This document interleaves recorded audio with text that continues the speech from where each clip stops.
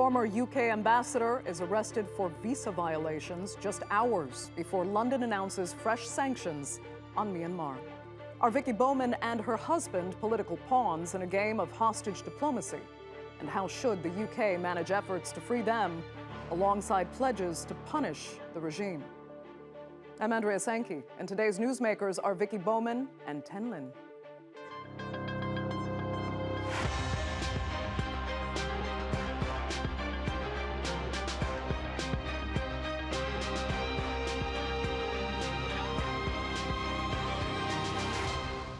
Next week, a former top UK diplomat in Myanmar is scheduled to appear in court to stand trial alongside her husband.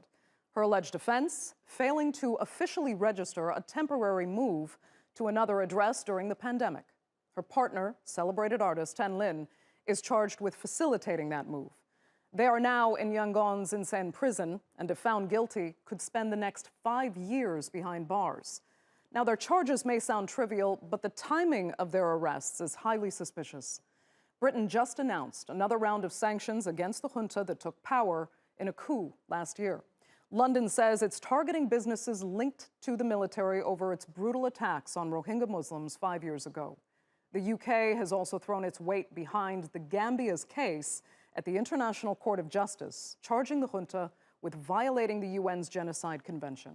And that brings us back to Vicky Bowman and her husband, who went from running a nonprofit in Myanmar to becoming prisoners of the junta. Here's a look at who they are. Vicky Bowman's Myanmar journey started 20 years ago when she served as the British ambassador to the country. She has been described as the preeminent expert on Myanmar. She didn't just fall in love with the country, she also fell in love, marrying renowned artist and former political prisoner Thein. After completing her diplomatic mission, Bowman chose to stay. In 2013, she and her partner founded a non-governmental organization called Myanmar Center for Responsible Business. So we are working both with businesses who are coming from foreign countries, but also Myanmar businesses. But we're also working with civil society groups who are particularly interested in business issues. And then we're working with the government as the regulator of business. Because one of the big challenges for businesses here is that many of the laws which exist in other countries which prevent businesses from behaving irresponsibly, such as pollution laws, they don't yet exist here. So we're encouraging the government to adopt those laws and adopt them in a transparent process. Last week, Bowman and her husband were arrested for allegedly violating immigration laws. They face a dire situation that's not uncommon since the military junta took over in a coup last year. Since the 1st of February 2021, more than 13,500 people, including politicians, media professionals, lawyers, civil society leaders, and other members of civil society, have reportedly been arrested for opposing Tatmadao's purported seizure of power. More than 10,500 remain in detention. Opposition politicians and activists condemned the arrests of Bowman and her husband. Myanmar's envoy to the United Nations, who remains loyal to the overthrown civilian government, joined the chorus of criticisms. He told the Sunday Times, "When I heard about the arrests, I immediately thought of the regime's hostage diplomacy tactics. The junta is weaponizing the law for its purposes, and everyone in the country, locals and foreigners, is vulnerable." The vulnerable include what many call the most persecuted people in the world. 5 years ago, a brutal crackdown took place against the country's Rohingya Muslims. While the UK has filed fresh sanctions against Myanmar, sanctions that possibly led to Bowman's arrest, there are an estimated 140,000 Rohingya who are displaced. Like Bowman, these people are also struggling to go back home. Well, as you heard there, Myanmar's envoy to the UN and others say this is a case of hostage diplomacy. But is it? And what, if anything, should the UK do to help Vicky Bowman and Thein? Well, joining me now to debate that are from Perth, Australia, Htwe Thein, an associate professor of international business at Curtin University. From Washington, D.C. is Human Rights Watch's Deputy Asia Director, Phil Robertson. And from London is Ben Harris-Quinney, the chairman of the conservative think tank, the Bow Group. Thanks all so much for being with us. Htwe Thein, you tell me first, is this a clear case of hostage diplomacy, in your opinion, or could it just be coincidence that hours before the UK announces more sanctions against the junta, a former diplomat is arrested on charges like this? It has all the hallmarks of host state diplomacy, because it coincided with UK announcement of fifth round of fresh sanctions on the military-linked companies, and also on the 5th anniversary day of the military's attack on the Rohingya minority. These more sanctions, they want you to stop and then take a hostage of a British citizen. It has implications for Australia, where I live as well. As you know, Australian governments haven't imposed any sanctions. It's glaringly missing. Because they also have a diplomatic hostage at play, former advisor to Aung San Suu Kyi. But tell me what you think in this case. What does Myanmar want? Is there something specific that they could use these two as leverage against the UK in negotiations for something more specific? Or is this just building up the chips to perhaps play the game at a later point? I think both, using this, detainees as chips as well, so that they will refrain from imposing further sanctions. Because sanctions do hurt their economic interest, quite directly, especially if it's starting to restrict the financial transactions, payment made to military-owned enterprises. So it shows that, on a positive side, it shows that sanctions do work, and they are afraid of further sanctions. And also, to show that we don't care what you do, and, we do what we like. So it's a clear message that this is a totally different bunch of people that you're dealing with.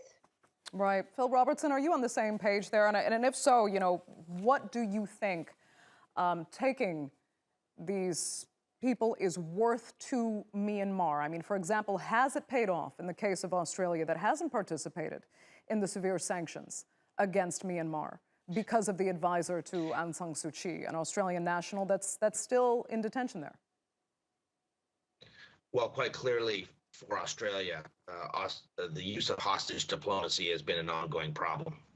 And we're obviously hoping that with the new government that has now taken power in Canberra, that there will be a different result. They keep promising that there will be action on sanctions. We're waiting for that to happen. Meanwhile, Sean Turnell has actually been brought into court and is likely to be charged. I think that it may be a little bit different for Vicky Bowman and her husband, Thein. We are hearing that they may appear in court as early as next week on immigration charges. Obviously, I think there's a strong push that if they're going to do something, that they would be charged and deported, or some arrangement be made on that side. But the Myanmar junta, I think, is trying to say to the Burmese people that we can go after anybody, and we will go after people like Vicky Bowman, people like the Japanese journalist who was arrested filming a flash mob, people like Sean Turnell, that they don't care, that they will abuse rights regardless of what nationality the person is. And it's very ironic because Vicky Bowman, in her Myanmar Center for Responsible Business, was always engaging with all sides in Myanmar. I think actually this is a case of the Myanmar military junta shooting itself in the foot. Having someone like Vicky Bowman, who was there to talk to international business, to talk to all sides, I think would actually play to their advantage. And by going after someone like her, they have, again, shown how extreme they are, and that really is heading toward pariah status, even beyond the very, very serious point that they are now. Right. It's interesting that you parroted in a way what the UN envoy, or the Myanmar's envoy to the UN, as recognized by the United Nations, is actually in opposition to the junta, had said the same, that this is really sending a message to the most vulnerable people and every Burmese, every Myanmar citizen, that they are also at risk. It puts everyone at play here. But there's also the fact, Phil Robertson, as you are very aware, that it's not just about the sanctions. The UK has now joined the Gambia's case against the junta at the International Court of Justice. How much is that factoring in? Does the junta really care about that? Because the ICJ's decisions are, non-binding, and we've seen them, against Russia before, and in cases that have made no difference. When the court ruled in favor of Georgia, for example, Russia still didn't care. So is that factoring in with the Myanmar junta? I think it's a major factor. The Myanmar military has had an inordinate fear of international tribunals for a long period of time. And more why? Than anything, why specifically are they afraid of the International Criminal Court? If they're, as you were saying, they're going toward pariah state status anyway. Well, it's a very good question. I mean, this is sort of an internal aspect of the Myanmar military. We also saw that they were very afraid of a referral to the International Criminal Court connected to abuses in Eastern Burma back in 2008, 2009, when there were over 20 countries that were prepared to press for that kind of referral from the UN Security Council. So, I think that we do see this as a major issue the Myanmar military junta is concerned about. But I would also say that, the arrest of Vicky Bowman took place before UK announced sanctions and before the UK agreed to join the Gambia's case along with Germany, the Netherlands, and Canada. So, but the junta knew it was coming, did they not? Well, we don't know. I mean, certainly there has been a lot of pressure on the UK to join this case. We were amongst a coalition of organizations pressing them very hard to do that. It's very possible that they had wind of this in Naypyidaw and recognized this was going to happen. But I think that it is going to be used as leverage against UK, putting more pressure on Myanmar. And so I think that the hostage diplomacy moniker here is absolutely applicable. And I hope that ultimately she will be released and that they will be allowed to leave the country. Ben Harris-Quinney, let me turn to you. You are not a believer necessarily in the effectiveness of sanctions. So is this case in Myanmar kind of proof to you that, again, sanctions don't really work and effectively backfire by putting arguably innocent people like Vicky Bowman and her husband at risk? Well, when I said that I don't believe that sanctions worked, I really meant in terms of attempting to affect either regime change or a change of significant change of behavior in the regime. They may be effective in a horse trading attempt to repatriate British citizens and things like that. But that's obviously not the initial purpose of the sanctions. The purpose of the sanctions were really to condemn this coup and this new regime in Myanmar. And in that regard, in any attempt to sort of change the political landscape in Myanmar or change their actions, I don't think it will have any effect. I mean, if you actually look in detail at what the sanctions are, they're nowhere near enough to change the course of the behavior of a nation. And in a lot of cases, like banning certain senior members of the government from coming to the United Kingdom, they're almost irrelevant. But I think if you look at the language that the Foreign Office used with regard to Myanmar's embassy in the UK, and indeed what many would consider former ambassador, but someone that considers themselves the current ambassador against the illegitimate regime, the United Kingdom were clearly being pressured by the new military junta in Myanmar to actually agree with them that the current ambassador was no longer a valid ambassador, and it seemed in leaked reports the UK had sort of ceded that point and were leaning on the ambassador to say we're worried about our citizens in Myanmar as a result of this. So I think that's part of the story that maybe hasn't been as well told as the sanction side or the the arrest of our former ambassador over there. Okay, but Ben, just explain to me. I mean, if not sanctions, what should the UK do? Well, I think there's a question.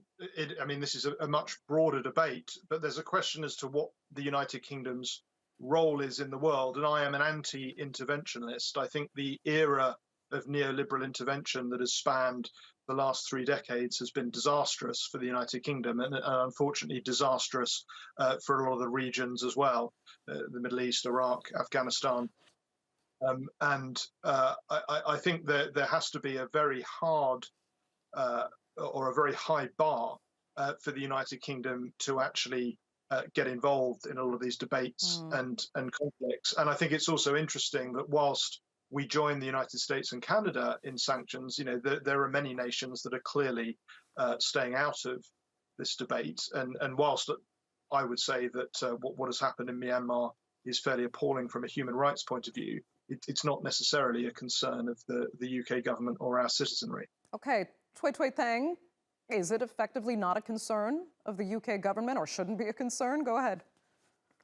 Of course should be concerned because it is a human rights crisis. You know, thank God that we have these rights respecting Western democracies, sanctionings, you know, talking against the human rights abuses. You know, otherwise it's business as usual. You know, I mean, the business community, Australian government, you know, to some extent, by not sanctioning, not condemning, it is business as usual, and it is not business as usual. I mean, that's, you know, let alone the geopolitical aspects of it. So when you consider geopolitical aspects of it, you know, should do more. I mean, Myanmar matters.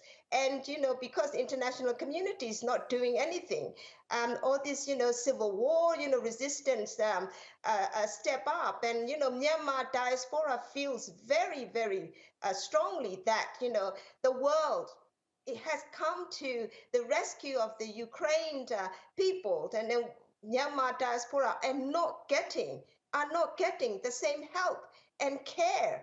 And we wonder why.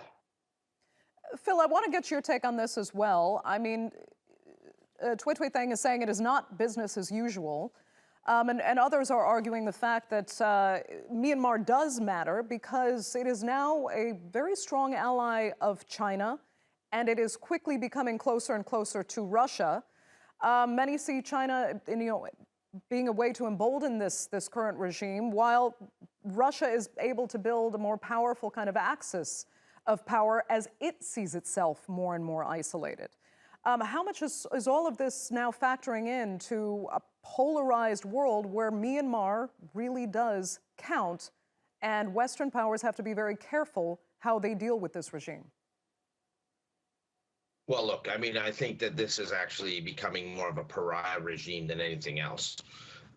China is not necessarily excited about what is going on here. They are concerned about their economic projects that they had with Aung San Suu Kyi and with the previous government. You know, the reality is Russia doesn't have much interest in Burma beyond selling weapons to them and, you know, sticking a finger in the eye of the West and perhaps selling them some things.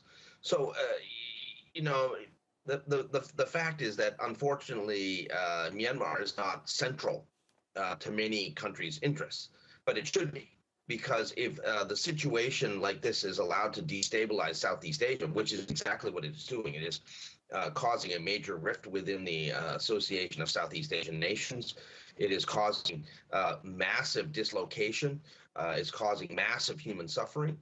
These are the sort of things that governments around the world should care about. You know, so we have been pressing very hard to expand the sanctions against the Myanmar military and its business interests. This is targeted sanctions that we're talking about, and I agree with our friend from the UK that in fact the sanctions that have been imposed are not enough to actually you know, affect a regime change. More needs to be done.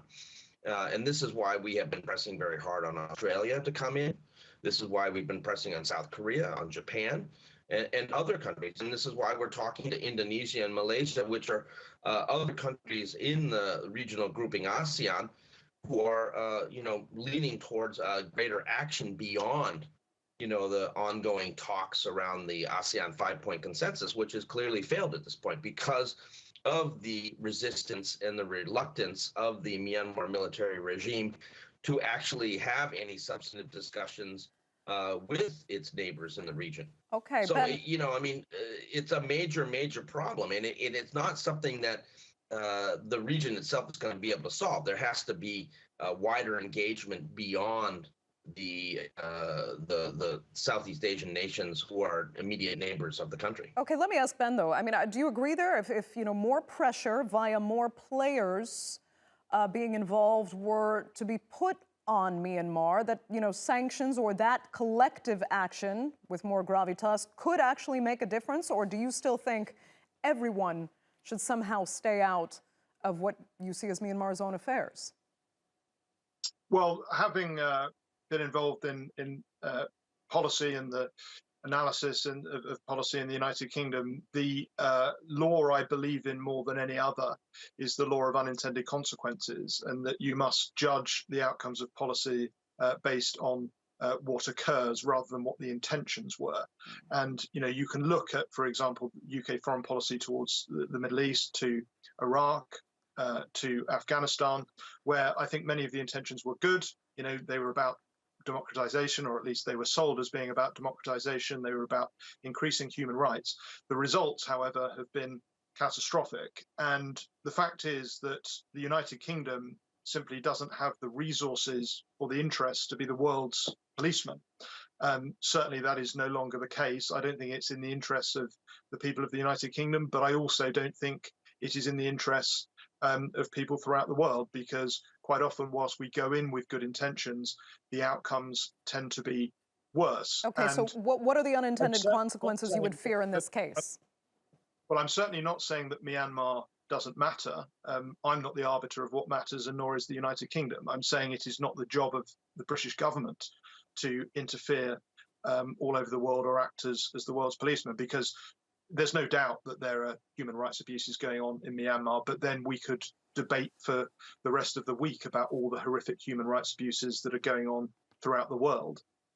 It's simply not within the competence of the UK government to solve them. And I think the negative results of these things are that we may well force Myanmar and its current government into the arms of China or other states that are opposed to our values. And of course, we risk our citizenry. We have seen a situation where a British citizen, a former ambassador, has been arrested as a result of this. And I come back to the point that the first primary job of the United Kingdom government is to protect British citizens. And clearly there has been a failure to do that in this case. Phil Robertson, you seem to be uncomfortable with the argument of unintended consequences there. Go ahead. Well, I think it's important to recognize that the Myanmar people themselves are asking for this intervention from the UK government. This is different than a lot of places around the world where, for instance, the UK may have done something that wasn't consulted with or that the people in that country didn't necessarily want. But it's quite clear that the Burmese people want sanctions against the military government. They want it against the military personnel, and they want it against the business interests. And, the fact that they have grabbed Vicky Bowman and her husband, I think is immaterial to that. I think that the larger issue is that the Burmese people have been calling for these kind of interventions. They've been calling for greater action by the international community, and all they've been getting is, well-meaning statements, but very little beyond that. And that is unfortunate. I think that the consensus within the Myanmar is the UK should do more, not less. Htwe, Thein, yes. I can see you agree. Final thoughts from you? Yes, I think international community should do more. If individual countries don't, UN and ASEAN, they haven't been effective. It's a big letdown for the people inside Myanmar and also diaspora. And we need more international actions. This is time to act. This is the battle. This will be the last battle for Myanmar. And we need people to come out and help. And then, people inside Myanmar wonder, why couldn't the international community do more to help them? Quickly, Htwe, Thein, looking at the geopolitical landscape now, and Myanmar's position here with the junta ever increasing its grip on power, what kind of hope do you hold out for Vicky Bowman and her husband and the other Sean Turnell as well? Do you think they might be released anytime soon, or could this get worse for everyone involved? If this is a hostage diplomacy, I'm worried about them, that they're going to be held for a certain period of time. So either the international community comes stronger together and step up sanctions and actions against the military, or scale back and give in. Okay, Htwe Thein, Phil Robertson, Ben Harris-Quinney, thank you all so much for being with us on this edition of The Newsmakers. Unfortunately, we're out of time. Thanks to our viewers, of course, for being with us as well. Remember to follow us on Twitter, and do be sure to subscribe to our YouTube channel. I'm Andrea Sankey. We'll see you next time.